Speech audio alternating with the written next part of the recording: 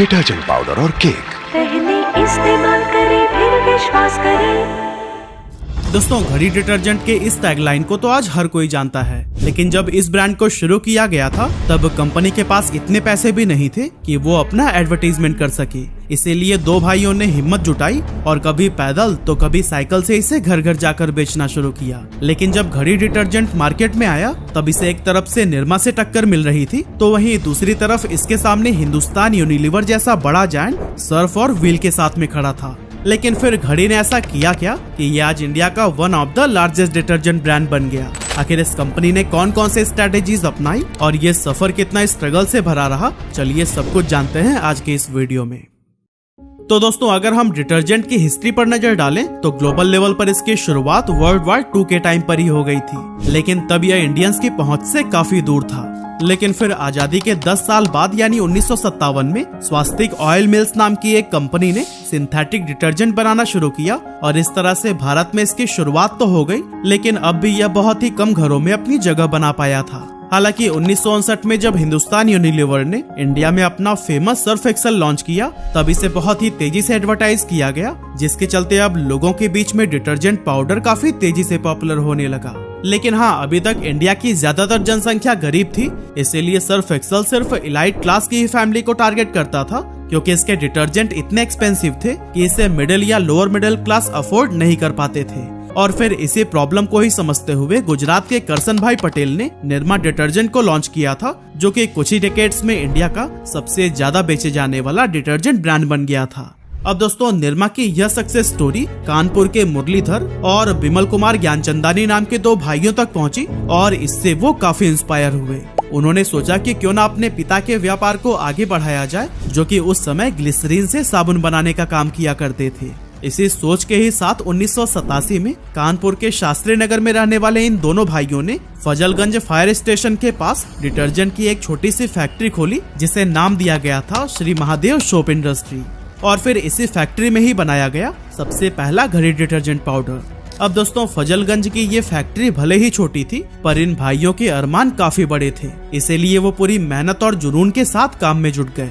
हालांकि लंबे समय तक उनका व्यापार नहीं चल पाया, क्योंकि उनके सामने निरमा और हिंदुस्तान यूनिलीवर के व्हील जैसे कई सारे पॉपुलर प्रोडक्ट्स थे, जिन्हें पछाड़कर आगे निकल पाना बिल्कुल भी आसान नहीं था। हालांकि इस बात का अंदाजा उन्हें पहले से ही था, इसीलिए उन्होंने कभी भी धैर्य नहीं खोया और दुकानदारों से लेकर गली मोहल्ले में लोगों को डिटर्जेंट खरीदने के लिए मनाते रहे।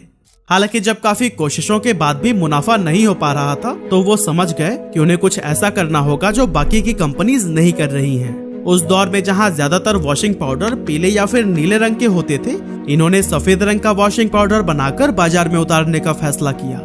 इसके अलावा ज्ञानचंदानी ब्रदर्स ने एक मजबूत और जुबान पर चढ़ जाने वाली टैगलाइन भी दी, पहले इस्तेमाल करें फिर विश्वास करें। ये टैगलाइन लोगों को बहुत पसंद आई और उन्होंने सोचा कि जब कंपनी को अपने प्रोडक्ट पर इतना भरोसा है तो फिर क्यों ना इसे हम एक बार आजमा कर ही देखें। और फिर जब लोगों ने इसका इस्तेमाल किया तो इस डिटर्जेंट की भर भर के झाग और सफेदी लोगों को खूब पसंद आई। अब कंज्यूमर्स का भरोसा इस प्रोडक्ट पर बढ़ने लगा और धीरे धीरे कानपुर समेत आसपास के इलाकों में भी घड़ी का वॉशिंग पाउडर और केक पॉपुलर होने लगा। कानपुर में मिली सफलता के बाद इसके फाउंडर्स ने सोचा कि क्यों ना इसे पूरे यूपी में डिस्ट्रीब्यूट किया जाए, क्योंकि ऑब्वियसली यह इंडिया का सबसे बड़ा स्टेट जो है। आपको बताते चलें कि टोटल एफएमसीजी सेल्स का 17% कंट्रीब्यूशन सिर्फ यूपी से ही होता था। ऐसे में एक्सपेरिमेंट करने के लिए इससे अच्छी मार्केट तो कोई हो ही नहीं सकती थी। लेकिन दोस्तों, अच्छी होने के साथ साथ ये एक टफ मार्केट भी था, क्योंकि यहाँ डिमांड हाई होने की वजह से कंपटीशन भी बहुत ज्यादा था। ऐसे में घड़ी ने इस प्रॉब्लम से निपटने के लिए एक बहुत बड़ा स्टेप लिया, क्योंकि जहां बाकी कंपनीज अपने डिस्ट्रीब्यूटर्स को सिर्फ 6% तक का कमीशन दे रही थी, घड़ी ने इसे बढ़ाकर 9% देना शुरू कर दिया। अब ज्यादा कमीशन का असर ये हुआ कि दूसरी कंपनीज के प्रोडक्ट्स के मुकाबले डिस्ट्रीब्यूटर्स घड़ी को ज्यादा प्रेफर करने लगे, और यही वजह थी कि घड़ी की अवेलेबिलिटी और विजिबिलिटी मार्केट में बहुत ज्यादा बढ़ गई और अब ये गली मोहल्ले की हर छोटी से छोटी दुकान पर इजीली मिलने लगा था, जिससे कंपनी की सेल्स बहुत तेजी से बढ़ने लगी। लेकिन दोस्तों, ज्यादा कमीशन देने का मतलब यह भी था कि घड़ी को अब बहुत कम प्रॉफिट के साथ में अपना बिजनेस रन करना पड़ रहा था और इनके सामने लॉस में जाने का भी खतरा मंडराने लगा। और दोस्तों, इस तरह के प्रॉब्लम से ही निपटने के लिए उन्होंने खर्च में कई तरह की कटौती करनी शुरू कर दी। जैसे कि कंपनी ने ट्रांसपोर्टेशन कॉस्ट को कम करने के लिए हर 200 से 300 किलोमीटर की दूरी पर एक छोटी यूनिट या फिर डिपो बनाना शुरू कर दिया, जिससे न सिर्फ ट्रांसपोर्टेशन का खर्च कम हुआ बल्कि लोगों तक प्रोडक्ट्स पहले के मुकाबले और भी जल्दी पहुंचने लगा। इस तरह से कुछ ही सालों में यूपी के अंदर घड़ी डिटर्जेंट सबसे ज्यादा पसंद किया जाने वाला ब्रांड बन गया।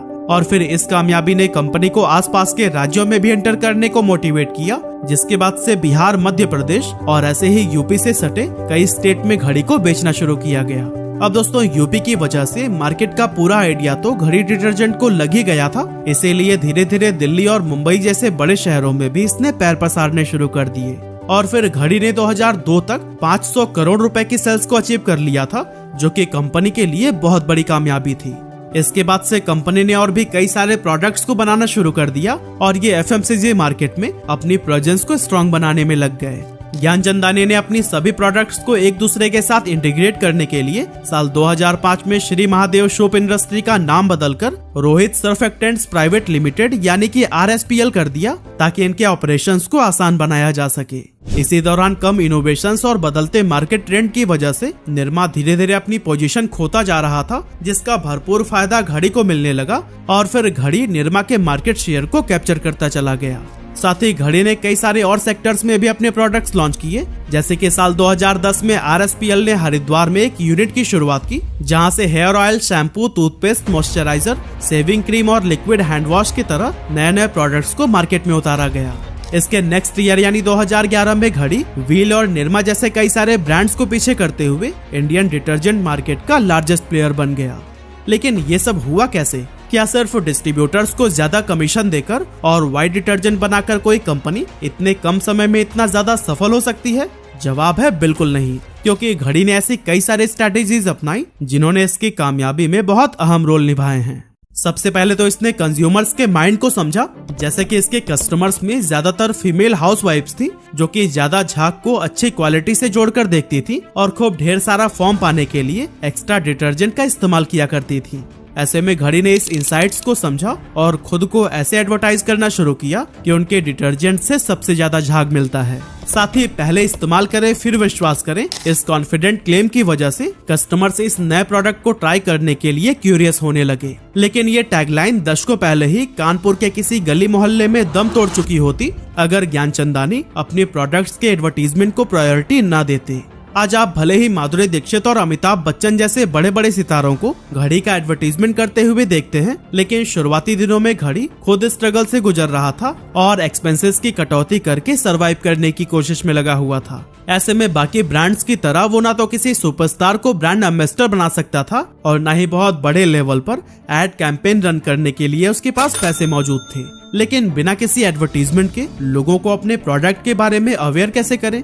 इसके लिए ज्ञानचंदानी ने एक बहुत ही स्मार्ट डिसीजन लिया। उन्होंने नॉर्थ इंडियन स्टेट्स में मेजर ट्रेन के एक्सटीरियर पर घड़ी का एडवर्टीजमेंट पेंट करा दिया, जैसे कि पुष्पक एक्सप्रेस और स्वर्ण जयंती एक्सप्रेस पर लगे इस एडवर्टीजमेंट को ही देख लीजिए। ट्रेन के एक्सटीरियर्स के अलावा अंदर डिब्बों में भी छोटे छोटे पोस्टर्स लगाए गए, जिससे कि ब्रांड विजिबिलिटी बहुत ज्यादा बढ़ गई। कंपनी का हमेशा से ही टारगेट था कि वो अपनी एड स्पेंड्स बहुत ही मिनिमल रखें और अपनी सेल्स का सिर्फ 2% ही एडवर्टाइजमेंट पर खर्च करें। और दोस्तों, इस स्ट्रैटेजी पर बने रहने के लिए घड़ी ने अपनी एडवर्टाइजिंग एक्टिविटीज को इन हाउस रखा, जिससे उन्हें एडवर्टाइजिंग एजेंसीज या फिर मिडिलमैन पर होने वाले एडिशनल खर्चों से छुटकारा मिल गया। इसके अलावा जब ज्ञानचंदानी अपने डिटर्जेंट ब्रांड की शुरुआत करना चाहते थे, तो फिर उस दौरान उन्होंने देखा कि सर्फ एक प्रीमियम और हाई प्राइस प्रोडक्ट था, जो कि मैक्सिमम लोगों की जेब पर भारी पड़ता था। वहीं दूसरी तरफ निरमा उन लोगों के लिए एक चीपर अल्टरनेटिव था, जो कि डिटर्जेंट तो यूज करना चाहते थे, लेकिन उसके लिए ज्यादा पैसे देने को तैयार नहीं थे।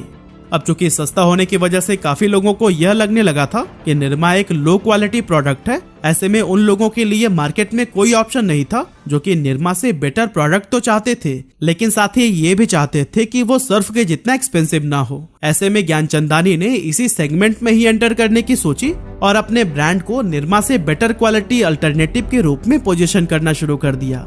और दोस्तों, घड़ी का प्राइस रखने में भी कंपनी ने काफी चालाकी दिखाई और जहां निरमा सिर्फ 30 रुपए पर किलो के हिसाब से अपना डिटर्जेंट बेच रहा था, घड़ी ने 35 रुपए पर किलो पर बेचना शुरू कर दिया।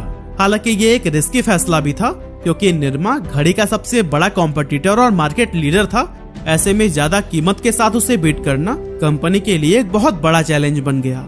लेकिन घड़ी ने अपने प्रोडक्ट की क्वालिटी पर कॉन्फिडेंस रखा और अपने एडवर्टाइजिंग कैंपेन्स के थ्रू कंज्यूमर्स को इनकरेज करता रहा। और फिर धीरे धीरे लोगों में यह परसेप्शन बन गया कि घड़ी सस्ते में एक प्रीमियम प्रोडक्ट है। अब दोस्तों, जब कंपनी एक छोटी सी फैक्ट्री के साथ शुरू हुई थी, तब इसके फाउंडर्स को ये पता था कि इस समय उनके पास इतनी पूंजी नहीं थी कि वो अपने प्रोडक्ट को नेशनल लेवल पर डिस्ट्रीब्यूट कर सकें। इसीलिए उन्होंने बहुत छोटे गोल से शुरुआत की और सिर्फ कानपुर के मार्केट को टारगेट किया। अब जब कानपुर में ब्रांड सफल हो गया तो अपने होम स्टेट यानी कि उत्तर प्रदेश पर फोकस किया। और फिर यहाँ पर मेरी सफलता के बाद कंपनी के पास इतने पैसे तो आ गए थे कि अगर वो चाहते तो फिर एग्रेसिव होकर दूर दराज के इलाकों में अपने प्रोडक्ट्स को डिस्ट्रीब्यूट कर सकते थे। लेकिन उन्होंने अपने पड़ोसी राज्यों जैसे कि एमपी, बिहार, पंजाब और हरियाणा को चुना ताकि उन्हें समझ आ सके कि यूपी के अलावा बाकी के कंज्यूमर्स की डिमांड क्या है, वहाँ किस तरह के एड कैंपेन काम करते हैं और कैसे अपने प्रोडक्ट्स को वहाँ के रीजन के साथ में जोड़ा जा सकता है। इसके लिए घड़ी ने कई सारे मैजिक शो करवाए, मेले में अपने स्टॉल लगवाए, एग्जीबिशंस में प्रोडक्ट्स का शोकेस किया और इसी तरह की कई सारे स्ट्रैटेजीज पर काम किया, जिसके चलते टायर 2 और टायर 3 के लोग भी इस ब्रांड के साथ में कनेक्ट होने लगे। और फिर देखते ही देखते ये पूरे देश का पसंदीदा ब्रांड बन गया। यही वजह है कि आज देश में बिकने वाले हर 4 डिटर्जेंट ब्रांड्स में से एक घड़ी का ही बिकता है। कंपनी का संचालन आज भी पूरी तरह से परिवार के ही हाथों में है। मुरली और बिमल ज्ञानचंदानी डेली ऑपरेशंस को हैंडल करते हैं, वहीं ब्रांड की मार्केटिंग बिमल के बेटे संभालते हैं और मुरली के बेटे भी कंपनी का एक खास हिस्सा हैं। लेकिन दोस्तों, आपको बता दें कि इनका व्यापार डिटर्जेंट के अलावा डेयरी सेक्टर में भी बहुत मजबूती से फैला हुआ है और आप में से बहुत से लोग होंगे जो कि इनके डेयरी ब्रांड नमस्ते इंडिया के बारे में जरूर जानते होंगे। इसके अलावा 1995 में कंपनी ने मैन्युफैक्चरिंग बिजनेस में भी कदम रख दिया था और लियान ग्लोबल प्राइवेट लिमिटेड की स्थापना की थी। और दोस्तों, ये वही लियान ग्लोबल है जिसके रेड चीफ बूट्स को आप बहुत शौक से पहना करते हैं।